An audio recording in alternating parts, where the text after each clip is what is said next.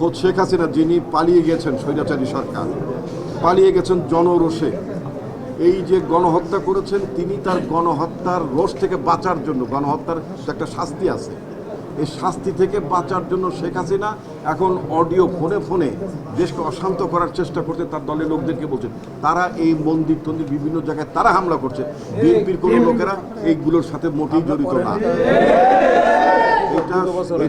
এটা আওয়ামী লীগের লোকজন, পতিত স্বৈরাচার শেখ হাসিনা, তার অনুগত লোকেরা এই সাম্প্রদায়িক দাঙ্গা বাঁধানোর অপচেষ্টা করছে। বাংলাদেশের মানুষ সাম্প্রদায়িক নয়, এখানে হিন্দু, মুসলমান, বৌদ্ধ, খ্রিস্টান সমস্ত মানুষ, এই দেশের সবাই নাগরিক হিসেবে সমমর্যাদার নাগরিক হিসেবে তারা বসবাস করবে। এই ষড়যন্ত্র করছে শেখ হাসিনা। ইতিমধ্যে ষড়যন্ত্রকারী শেখ হাসিনা উস্কানি দিচ্ছেন জনগণকে, সেটার জন্য আমরা সতর্ক থাকার জন্য অনুরোধ করব। আর নিশ্চয়ই নির্বাচন হবে, কারণ কোনো অন্তর্বর্তীকালীন সরকার স্থায়ী থাকে না, এবং অন্তর্বর্তীকালীন সরকারও বলেছেন তারা একটা ক্রাইসিস মোমেন্টে তারা ক্ষমতা এসেছেন, এবং তারা নিজেরাও বলেছেন তারা এক বিন্দুও তারা দেরি করবেন না, কাজগুলো শেষ হওয়ার পরে তারা নির্বাচন করবেন। আমরা জনগণের কাছে ক্ষমতা ফিরে আসবে, আমরা আশাবাদী তারা সঠিক কাজটাই করছেন।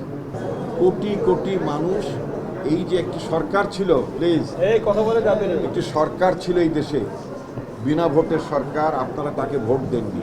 সে সরকার ক্ষমতায় থেকে গত 15 বছরে জুলুম করেছে। একটা জুলুমবাজ সরকার ছিল, আপনাদের ভোট দিতে দিত না, আপনাদের ভোট না নিয়ে সে ক্ষমতায় থাকতো, জোর করে লুটপাট করত। আপনার তো একটা সন্তান গিয়েছে, আপনি নিশ্চয়ই শুনেছেন, জানেন, শেখ হাসিনা তার সেনাবাহিনী, তার পুলিশদেরকে বলেছিল দরকার হলে হাজার হাজার মানুষ মারো। পুলিশের কাছে সে এসএমজি তুলে দিয়েছিল।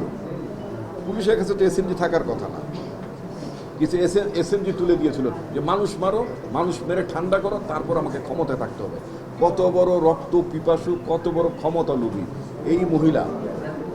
বাংলাদেশ থেকে লুটপাট করে বাংলাদেশ থেকে একেবারে যাচ্ছে তাই করে দিয়েছে। সুতরাং এমন একটা দেশকে রক্ষা করার জন্য আপনাদের সন্তান জীবন দিয়েছে। এই যে ঐতিহাসিক বিজয় হয়েছে ছাত্র জনতার গণঅভ্যুত্থানের মধ্যে দিয়ে যে বিজয় অর্জিত হয়েছে, সেই বিজয়টা সুসংগত করতে চায় না, উৎসাহী হলে চলবে না। চূড়ান্ত বিজয় এখনো হয় নাই, এখনো কিন্তু অন্তর্বর্তীকালীন সরকার এই অনেক ষড়যন্ত্র চক্রান্ত হচ্ছে। আমাদের সেই ষড়যন্ত্র ব্যাপারে আমাদের সতর্ক থাকতে হবে, আর নিজের হাতে তুলে নেওয়া যাবে না, কোনো ভাঙচুর জ্বালাপোড়া করা যাবে না। প্রতিহিংসার রাজ্যে বিএনপি করে না, বিএনপি ভদ্রলোকের দল। এই দেশের প্রায় 90% দল এই দেশের বিএনপি রাজনীতি, শহীদ রাষ্ট্রপতি জিয়া রহমানের নীতি আদর্শ দর্শন উন্নীত বা কর্মসূচি বিশ্বাস করে। কোনো লুটপাট চলবে না, কোনো ঝামেলা চলবে না, কোনো বাড়িঘর ভাঙা চলবে না, সরকারি প্রতিষ্ঠান নষ্ট করা যাবে না। সব কিছু কিন্তু দেশের আপনাদের আমাদের সম্পত্তি। আমাদের দেশ নায়ক তারেক রহমান এই ব্যাপারে বদ্ধপরিকর যে কোনোভাবে কোনো ধ্বংসাত্মক কিছু করা যাবে না। আপনারা প্রশাসনকে সাহায্য করবেন, প্রশাসনের পাশে থেকে কাজ করবেন, এবং আপনারা দেশের সম্পদ রক্ষা করবেন, কাউকে কোনো প্রকার ঝামেলা করবেন না। যদি ঝামেলা হয়, দল কিন্তু সেই ব্যাপারে কিন্তু আপনাদের বিরুদ্ধে ব্যবস্থা নেবে। আমি আমার সিনিয়র নেতৃবৃন্দ আছে, আমি তাদের সামনে আপনাদের ব্যাপারটি স্পষ্ট জানিয়ে দিলাম, আপনারা এটা মনে রাখবেন।